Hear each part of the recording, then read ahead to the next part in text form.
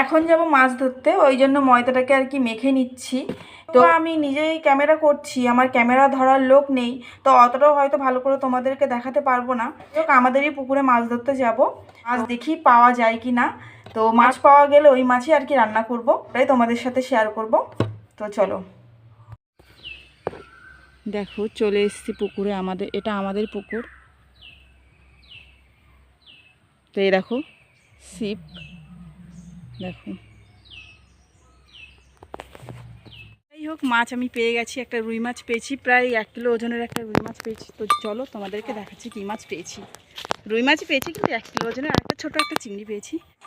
দেখো মাছটা কত বড়, পুরো 1 কিলোর বেশি হবে হয়তো।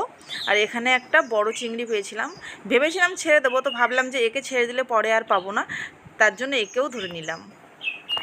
মাছ ধরা, মাছ কাটা, সেই মাছ রান্নাও করে ফেললাম, মাছের ঝাল করে ফেললাম। দেখো নিজেদের পুকুর হলে একটাই সুবিধা, যে আমি ভাতটাকে বসিয়ে দিয়ে আমি মাছ ধরে নিয়ে এসে রান্না করতে পারছি।